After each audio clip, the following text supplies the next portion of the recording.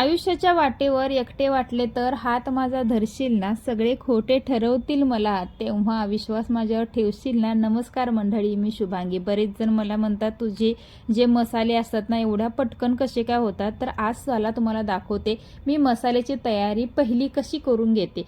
मी इथं बाजारातून आणला होता अर्धा किलो मिक्स मसाला. ह्याच्यामध्ये जिरं, धने, तीळ, दालचिनी, तमालपत्री नाही आहे, लवंग, मिरी वगैरे सगळी फुलं वगैरे काय काय म्हणतात ना, ते सगळा मिक्स मी मसालेवाल्यांच्याकडूनच आणला होता अर्धा किलो. तर इथे ना कढई ठेवून छान असं मी पहिला भाजून घेते. बारीक गॅसवरती आपल्याला एक 5 मिनिटं ना छान भाजून घ्यायचं आहे. स्मेल तरी भारी येतो, मला लय आवडतो ह्याचा. जेव्हा हे आपण भाजतो ना मसाले, त्याचा स्मेल येतो ते. तर मी ना ही अगोदर सगळी तयारी करून ठेवते, त्याच्यामुळं माझं चुटकीसारखा मसाला तयार होतो. 5 मिनिटं छान असा ना भाजून झाल्यानंतर मग ह्याला आपण एक महिनाभर जरी ठेवलं तरी काही प्रॉब्लेम येत नाही. जेव्हा आपण भाजतो मसाले ते असे कच्चे ठेवले ना तर एखाद्या वेळेला भोंगा लागण्याची किंवा कीड लागण्याची शक्यता असते. पण जेव्हा मसाला भाजून ठेवतो तेव्हा महिनाभर जरी ठेवला तरी काही होत नाही. मसाला चांगला भाजलेला आहे. आता आपल्याला ह्याला गार करून घ्यायचं आहे. मी इकडे सूप घेतलंय आणि सुपामध्ये हे सगळं काढून घेते. थोडंसं हलवून ना एक 5 मिनिटं आपल्याला छान असं गार व्हायला द्यायचं आहे. गरम डब्यामध्ये भरू नका. तर इकडे ना आता मी काय करते माहिती आहे, थोडंसं पाकडून घेते, म्हणजे जे आपण गॅस मोठा किंवा करपलेलं जे असतं ना ते निघून जाईल.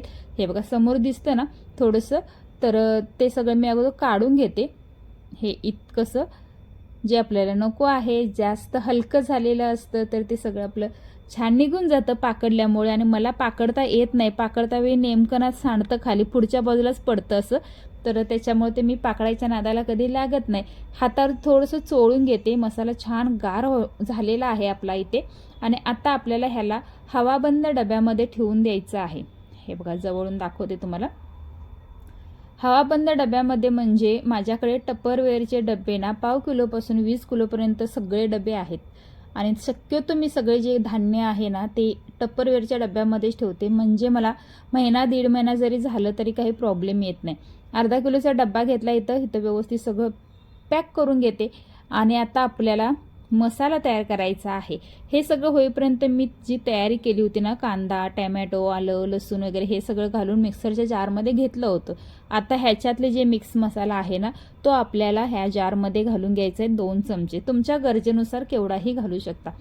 तर ह्याच्यामुळं काय होतं, ही जी बेसिक तयारी असते ना ते आपण करून ठेवल्यामुळे ना घाई गडबडीच्या वेळेला थोडंसं बरं पडते. प्रत्येक वेळी आपल्याकडे पुरेसा टायमिंग असतो असं काय नाही ना. तर मसाल्यामुळे आपले बरेच वेळा मूड ऑफ होतो, मग कधी तो मसाला करायचा आणि कधी भाजी करायची असं वाटतं. म्हणून मी ही थोडीशी बेसिक तयारी करून घेते, म्हणून पटकन माझा मसाला तयार होतो आणि मला कंटाळा येत नाही. तोपर्यंत मी इकडे ना एक 5 मिनिटं बाकीची माझी तयारी होईपर्यंत गरम पाण्यामध्ये थोडंसं मीठ घालून न्यूट्रेला भाजीच्या जे आहे ना ते भिजत घातलं होतं. ह्याची आपल्याला आज भाजी बनवायची आहे. तर ना इथे खूपच फुलला होता तो आणि मोठे मोठे खूपच ते दिसत होतं. त्याच्यामुळे थोडंसं न्यूट्रेला ना एकामध्ये 4-4 पीस असे करून घेतले. आणि मग आता आपल्याला पुढची प्रोसेस करायची आहे. ह्याला थोडासा उशीर लागला कारण की एरवी मला भक्ती मदत करते. आज काय भक्ती म्हणजे कोणच नाही आहे घरी, व्हिडिओ बनवायला पण कोण नाही आहे आणि माझ्या मदतीला पण कोण नाही आहे, त्याच्यामुळे एकटीला सगळं करावं लागतं. तर इकडे जाळी घेतली. जाळीमध्ये ना असं पिळून घेऊन ना आपल्याला पहिलं ठेवायचं आहे. ह्याच्यातलं पाणी सगळं काढून घ्यायचं आहे कारण की ह्याला ना थोडासा स्मेल येतो. तर हे बघा पाणी अशा प्रकारे सगळं हे पाणी निघालं, त्याच्यामुळे ह्याचा स्मेल होता तो सगळा निघून गेला. तेल ठेवलं पॅनमध्ये, थोडंसं तेल जास्त घातले मी ह्या भाजीला.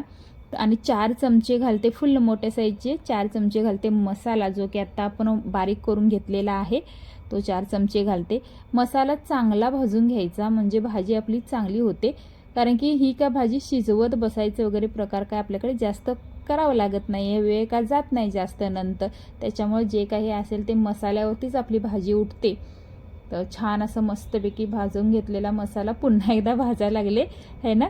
तर बाकीचे आपले खडे मसाले जे आहेत ते भाजून घेतले होते, पण खोबरं आणि बाकीचं होतं ते का भाजून घेतलं नव्हतं ना, त्याच्यामुळे मसाला एक 5 मिनिट असं छान मंदगाचे वरती ना भाजून वगैरे घेतला. आता घालते चवीनुसार मीठ, थोडीशी हळद आणि लाल तिखट. इथे ना लाल तिखट थोडं जास्त घालणार आहे. लाल जरासं तिखट भाजी ही बरी वाटते. एकदम सपक झाली की नाही थोडंसं नको वाटते खायला, तिखट जरा चांगली वाटते, म्हणून मी इकडं चटणी जरा जास्त घातली आणि छान असं परतवून पुन्हा एकदा 2 मिनटं भाजून वगैरे घेतलं तेल सुटपर्यंत मसाल्याला. आणि आत्ता आपल्याला इथे करायचं आहे काय माहिती आहे का, जेवढं गरज आहे ना तेवढं पाणी घालायचं आहे. जेवढं आपलं सोयाबीन असेल ना ते म्हणजे ते जेमतेम आपलं पूर्णपणे भाजी त्याच्यामध्ये डुबावी इतकं आपण पाणी घालणार आहे. तर इथे ना मी 2 ग्लास फुल्लं भरून पाणी घातलं. पाणी हे म्हणजे हे आपले मसाला बरोबर ना सगळं एकजीव होऊन चांगली उकळी येईपर्यंत आपल्याला झाकण ठेवून मोठ्याच गॅसवरती उकळी काढून घ्यायची आहे. हे बघा छान असं उकळलेलं आहे.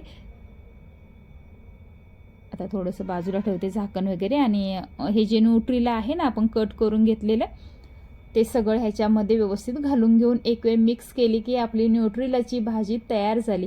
तुम्ही कशा पद्धतीनं करता कमेंट करून सांगा. मी तर अशा पद्धतीनंच करते, कारण की ही भाजी ना सारखं सारखं बनवते मी. न्यूट्रीला चांगला असतो, सोयाबीन चांगलं असतं, तर त्याच्यामुळे ना बनवते. तर मी अशा पद्धतीनं करते. कोण कोण ह्याला भाजून वगैरे करतात, प्रत्येकाची पद्धत नवीन असते. मला तुमची पद्धत सांगा.